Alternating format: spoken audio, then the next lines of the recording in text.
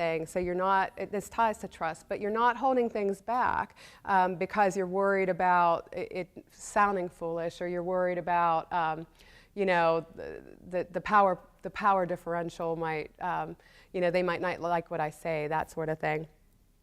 But early in the game, when that team is just starting, I think it's important to help draw others out before you step right in, right? So staying on task, but you know, maybe asking the question, well, how would you explore this problem? Or, you know, I've got this idea, but you know, what do you think? Does this mesh with how you're taking a look at things? So you're kind of bringing the group in through questions and tapping into their own sense of expertise, rather than, okay, I've got this down, folks, and here's how we could do this. Because that will just, everybody will push you out right away if you go in with that attitude.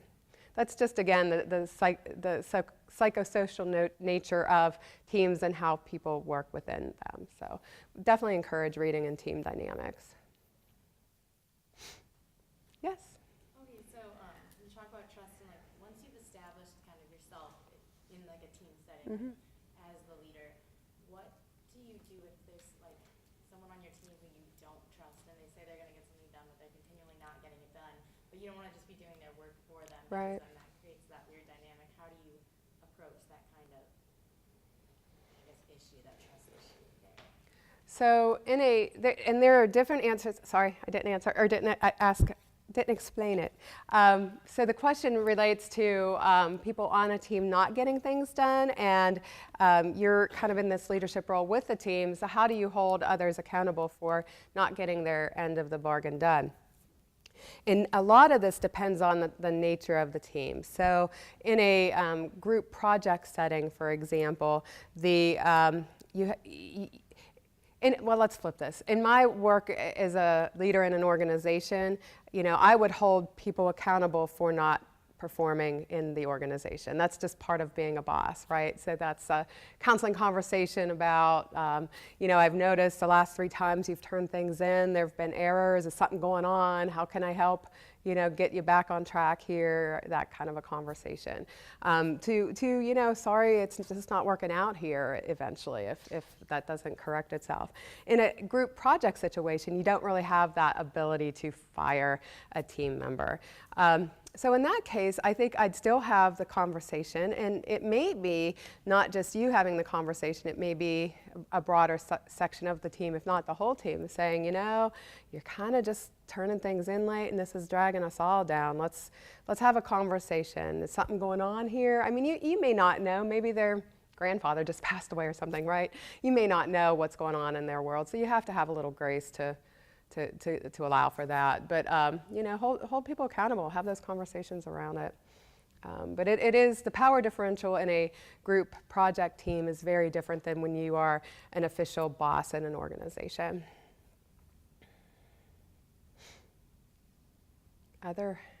Yes, sir? So when you're a leader in a team project or something like that, and you have, you know, the work to, you know, manage the team, you know, those leadership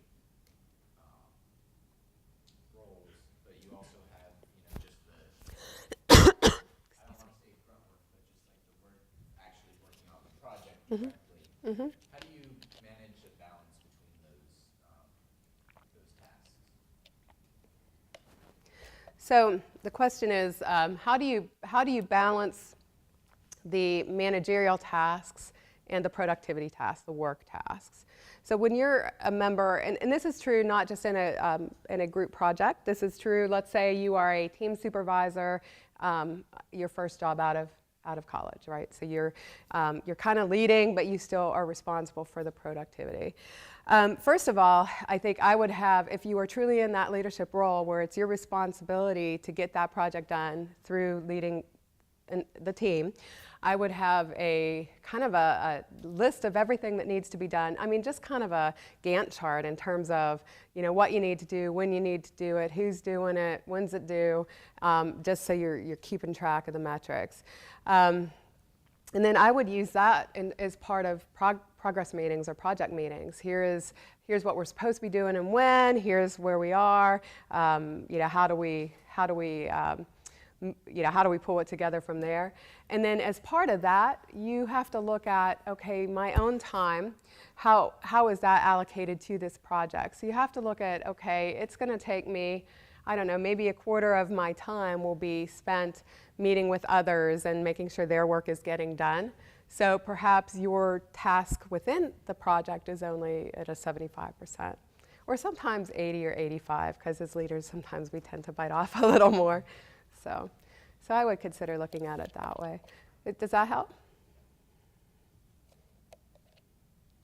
Other questions? I've got a lot of group project questions. This must be a tough thing to do. Yes, sir. So, as someone involved in student life, I imagine there's like a lot of very different areas to be like overseeing. Mm-hmm.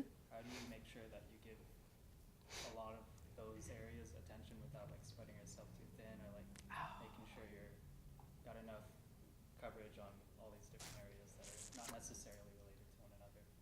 So the question is, with a lot of different types of responsibilities, in using my student life example, how do I balance my time to make sure that I'm giving everybody a right amount of time? How do I stay on top of it all? I am still trying to figure that out is the short answer. And it's not, that's probably my biggest challenge. And I have, depending how you count, 14 departments reporting to me, each with a very different mission. So PUSH is doing very different things than, say, COREC is or the Dean of Students is, right? So part of it is I need to know what are the key drivers coming out of each one of those organizations that I might be asked about, right? So I need to be in tune with the current topics in each one of these organizations. I'm never going to, in the PUSH example, I'm never going to deliver medical care. I'm not trained to deliver medical care. But if there is a long wait list at PUSH, for example, which we had a couple years ago, that is definitely something that I need to know about. So I can look at how do I help solve that problem. So that's kind of how I do that. I try to stay on top of the key things that are imminent within each of those areas, and then be able to allocate my time toward helping solve those problems. The other thing that, in a leadership role, I should be spending a ton of time planning. And planning is kind of in my view at least, is a top-down and bottom-up. So you're kind of meeting in the middle. So you have this whole vision thing that you create with others, and that's kind of the general direction of where we're going to go.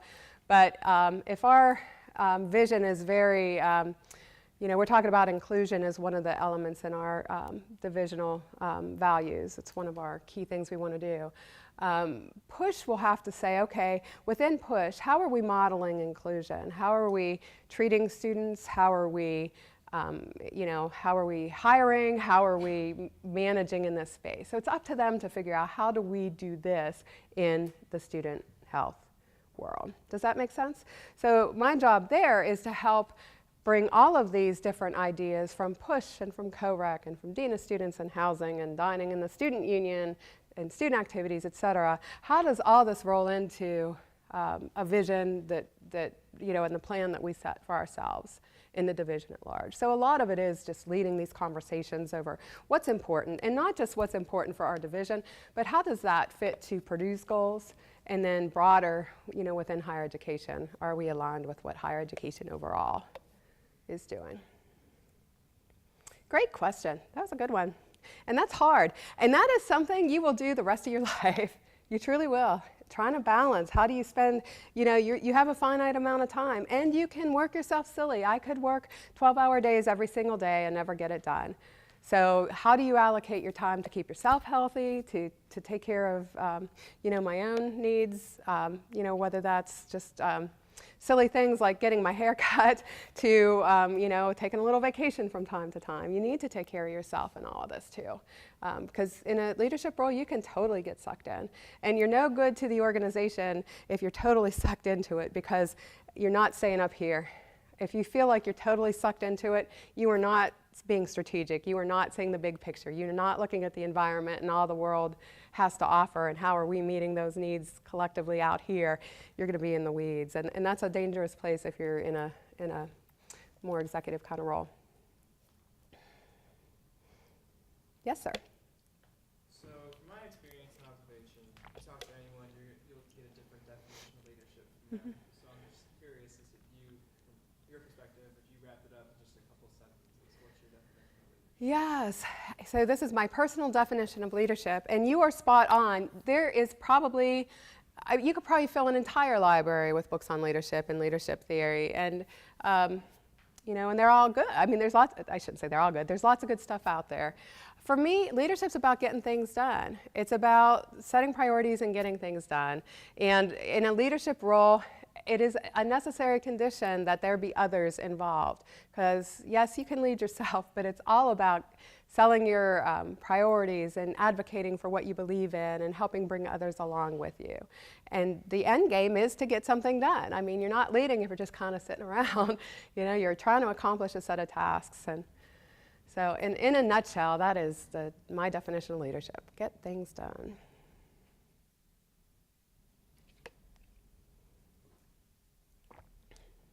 Other questions?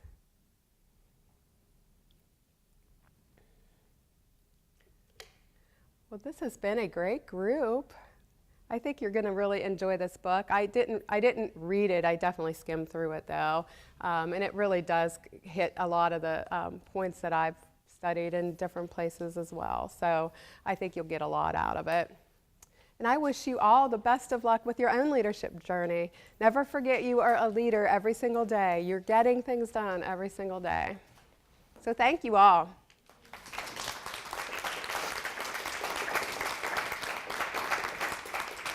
And I'll stick around. I don't know if, are you wrapped up now, or did